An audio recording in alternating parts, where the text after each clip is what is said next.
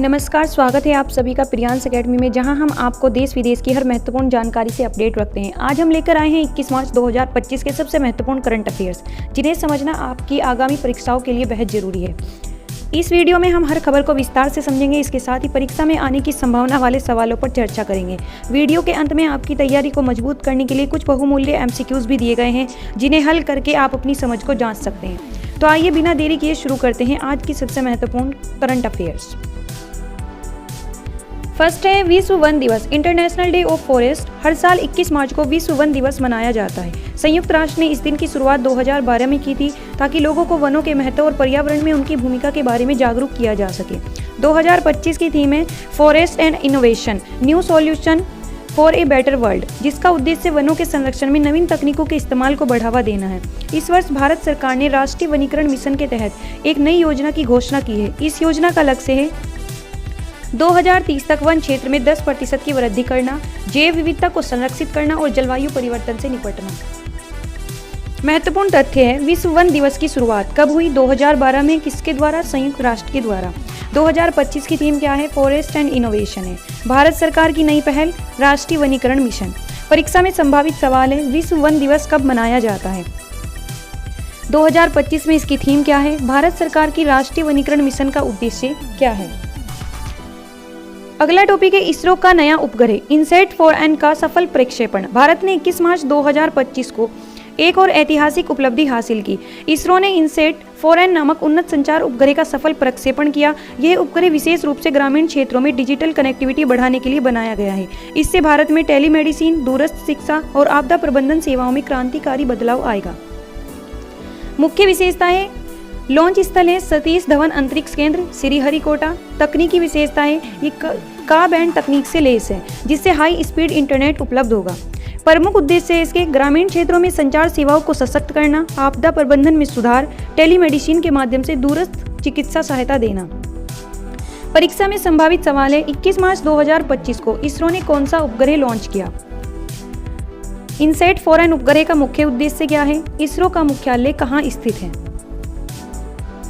Next topic है भारतीय महिला क्रिकेट टीम ने 2025 एशिया कप जीता। खेल जगत में भारत ने एक बार फिर इतिहास रच दिया। भारतीय महिला क्रिकेट टीम ने श्रीलंका को हराकर 2025 एशिया कप का खिताब अपने नाम किया। ये भारत का 8वां एशिया कप खिताब है, जिससे ये टीम एशियाई क्रिकेट में सबसे सफल बन गई है। मुख्य तथ्य है, मेजबान देश Malaysia, player of the match Smriti Mandhana और जीत का अंतर 42 रन। परीक्षा में संभावित सवाल है, 2025 महिला एशिया कप किसने जीता? प्लेयर ऑफ द मैच कौन बनी? एशिया कप 2025 का आयोजन कहां हुआ? नेक्स्ट है भारत जापान के बीच नई व्यापार संधि। 21 मार्च 2025 को भारत और जापान ने डिजिटल टेक्नोलॉजी में सहयोग बढ़ाने के लिए Indo Japan digital partnership agreement पर हस्ताक्षर किए। इस समझौते के तहत दोनों देश कृत्रिम बुद्धिमत्ता, AI, साइबर सुरक्षा और डिजिटल इंफ्रास्ट्रक्चर में सहयोग करेंगे। मुख्य बिंदु: समझौते की अवधि है 10 वर्ष। प्रमुख क्षेत्र है AI, 5G, साइबर सुरक्षा। और भारत की ओर से हस्ताक्षर करता है वाणिज्य मंत्री। परीक्षा में संभावित सवाल है, भारत और जापान के बीच हुए नए समझौते का नाम क्या है? इस समझौते की अवधि कितनी है? भारत की ओर से इस समझौते पर किसने हस्ताक्षर किए? नेक्स्ट है भारत की पहली हाइड्रोजन ट्रेन का सफल परीक्षण। भारत ने अपनी पहली हाइड्रोजन ट्रेन का सफल परीक्षण करके एक महत्वपूर्ण मील का पत्थर हासिल किया है। यह ट्रेन ग्रीन हाइड्रोजन पर चलती है, जिससे कार्बन उत्सर्जन में भारी कमी आएगी। मुख्य तथ्य है परीक्षण मार्ग सोनीपत से पानीपत। प्रमुख विशेषताएं 100% ग्रीन हाइड्रोजन पर आधारित। उद्देश्य है भारतीय रेलवे को 2030 तक कार्बन न्यूट्रल बनाना। परीक्षा में संभावित सवाल है, भारत की पहली हाइड्रोजन ट्रेन का परीक्षण कहां हुआ? यह ट्रेन किस ईंधन पर आधारित है? भारतीय रेलवे ने इस तकनीक को अपनाने का उद्देश्य क्या है? नेक्स्ट है सागरेश्वर वन्यजीव अभयारण्य में हिरणों की संख्या में वृद्धि। महाराष्ट्र के सांगली जिले में स्थित सागरेश्वर वन्यजीव अभयारण्य हाल ही में एक सर्वेक्षण के अनुसार वहां 536 सांभर और 295 चीतल यानी स्पॉटेड डियर पाए गए हैं। ये अभयारण्य मानव निर्मित वन्यजीव अभयारण्यों में से एक है। परीक्षा में संभावित सवाल है कि सागरेश्वर वन्यजीव अभयारण्य किस राज्य में स्थित है? नेक्स्ट है लंदन के हीथ्रो हवाई अड्डे पर बिजली संकट। 21 मार्च 2025 को लंदन के हीथ्रो हवाई अड्डे पर एक प्रमुख बिजली संकट के कारण हवाई अड्डे को पूरी तरह से बंद करना पड़ा, जिससे हजारों उड़ानें प्रभावित हुई। इस घटना से वैश्विक हवाई यातायात में व्यापक व्यवधान उत्पन्न हुआ है। प्रभावित उड़ानें हजारों, प्रभावित यात्री है लाखों और प्रभावित क्षेत्र है वैश्विक हवाई यातायात। परीक्षा में संभावित सवाल है 21 मार्च 2025 को किस हवाई अड्डे पर बिजली संकट के कारण व्यापक व्यवधान हुआ और इस घटना से कितनी उड़ानें प्रभावित हुई। नेक्स्ट है इजराइल द्वारा गाजा पट्टी पर हवाई हमले। 18 मार्च 2025 को इजराइल ने गाजा पट्टी पर व्यापक हवाई हमले किए जिसमें कम से कम 404 लोग मारे गए, जिनमें बच्चे भी शामिल हैं। ये हमला हाल के वर्षों में सबसे घातक घटनाओं में से एक है। मृतकों की संख्या है कम से कम 404। प्रभावित क्षेत्र है गाजा पट्टी और प्रमुख पीड़ित नागरिक, जिनमें बच्चे भी शामिल हैं। परीक्षा में संभावित सवाल है 18 मार्च 2025 को इजराइल ने किस क्षेत्र पर हवाई हमले किए और इन हमलों से कौन कौन लोग तथा कितने लोग प्रभावित हुए। नेक्स्ट है उत्तरी मैसेडोनिया में नाइट क्लब में आग। 16 मार्च 2025 को उत्तरी मैसेडोनिया के कोचानी शहर में एक नाइट क्लब में आग लगने से कम 59 लोगों की मौत हो गई और 155 घायल हो गए। ये देश की सबसे घातक घटनाओं में से एक है। मृतकों की संख्या है कम 59, घायलों की संख्या 155। स्थान है कोचानी, उत्तरी मैसेडोनिया। परीक्षा में संभावित सवाल है 16 मार्च 2025 को उत्तरी मैसेडोनिया के किस शहर में नाइट क्लब में आग लगी। इस घटना में कितने लोग मारे गए। नेक्स्ट है सूडान ने संयुक्त अरब अमीरात के खिलाफ अंतर्राष्ट्रीय न्यायालय में मामला दायर किया। 5 मार्च 2025 को सूडान ने संयुक्त अरब अमीरात के खिलाफ अंतर्राष्ट्रीय न्यायालय में मामला दायर किया, जिसमें दारफूर में नरसंहार के लिए जिम्मेदार RSF के समर्थन के माध्यम से नरसंहार रोकथाम और सजा सम्मेलन के उल्लंघन का आरोप लगाया गया। मामला दायर करने की तिथि है 5 मार्च 2025। आरोप है नरसंहार रोकथाम और सजा सम्मेलन का उल्लंघन। प्रमुख पक्ष है सूडान और UAE। परीक्षा में संभावित सवाल है 5 मार्च 2025 को सूडान ने किस देश के खिलाफ अंतर्राष्ट्रीय न्यायालय में मामला दायर किया। सूडान ने UAE पर किस सम्मेलन के उल्लंघन का आरोप लगाया।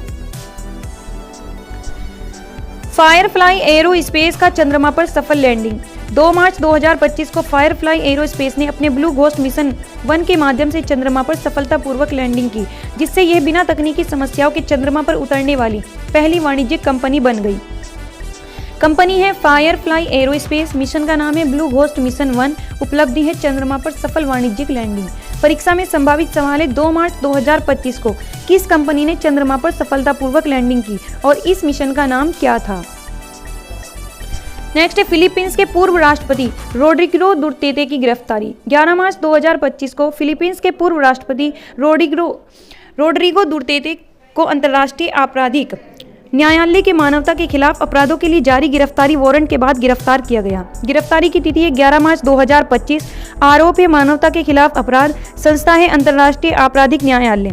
परीक्षा में संभावित सवाल है 11 मार्च 2025 को किस देश के पूर्व राष्ट्रपति को गिरफ्तार किया गया, उन्हें किस न्यायालय के वारंट के तहत गिरफ्तार किया गया और उनका नाम क्या था।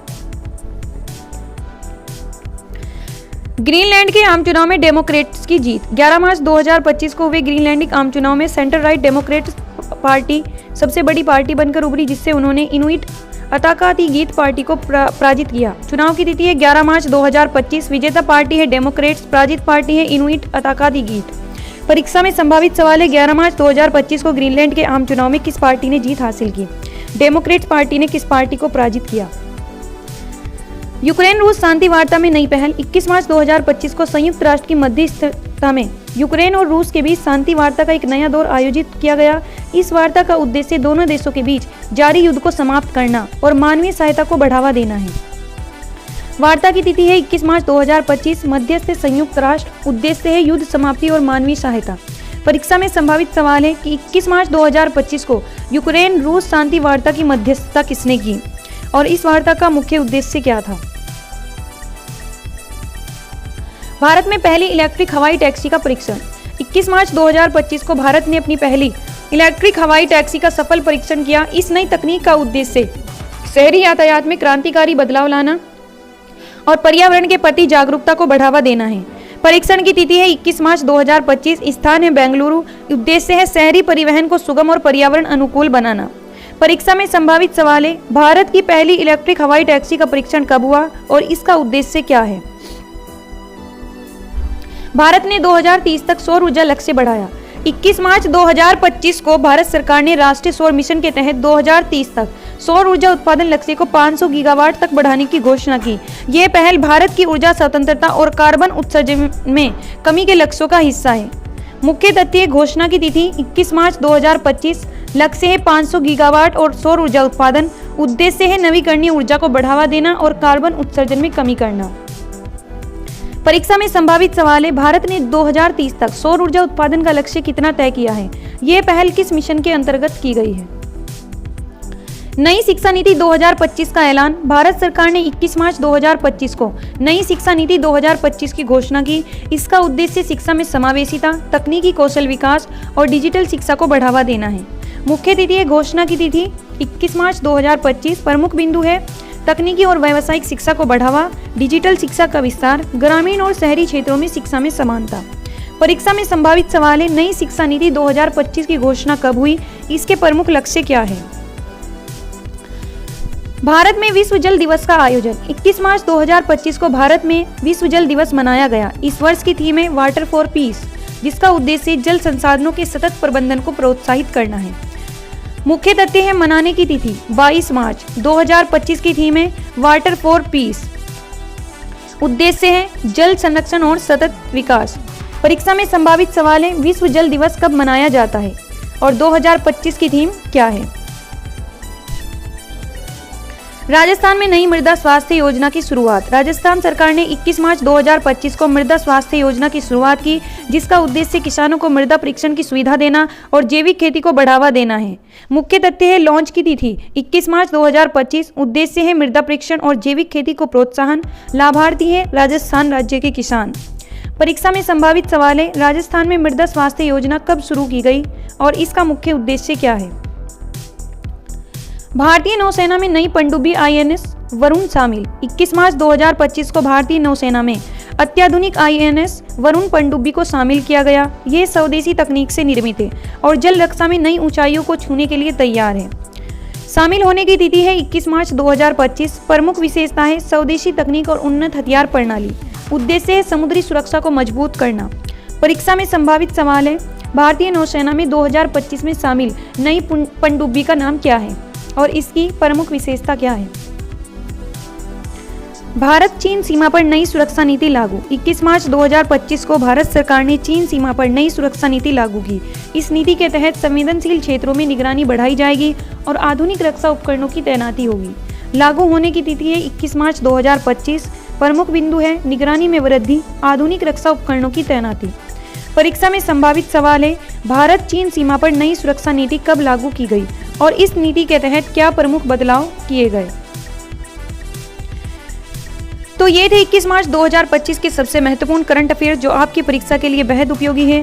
अब बारी है आपके ज्ञान को परखने की। आइए MCQs के माध्यम से अपनी तैयारी जांचते हैं। फर्स्ट क्वेश्चन है, 21 मार्च 2025 को इसरो ने कौन सा उपग्रह लॉन्च किया? ऑप्शन है इनसेट 4N, जीसैट 12, रीसेट 3 या ये सभी। का राइट आंसर है इनसेट 4N। नेक्स्ट है, भारत ने 2030 तक सौर ऊर्जा उत्पादन का लक्ष्य कितना रखा है? 300 गीगावाट, 400 गीगावाट या 500 गीगावाट। नेक्स्ट है, भारत में पहली इलेक्ट्रिक हवाई टैक्सी का परीक्षण कहाँ हुआ? दिल्ली में, मुंबई में, बेंगलुरु में। विश्व जल दिवस कब मनाया जाता है? 20 मार्च, 21 मार्च या 22 मार्च। आपके जवाब कमेंट में जरूर बताएं और प्रियांश एकेडमी चैनल को सब्सक्राइब करना ना भूलें। जल्द मिलते हैं नई जानकारी के साथ। धन्यवाद।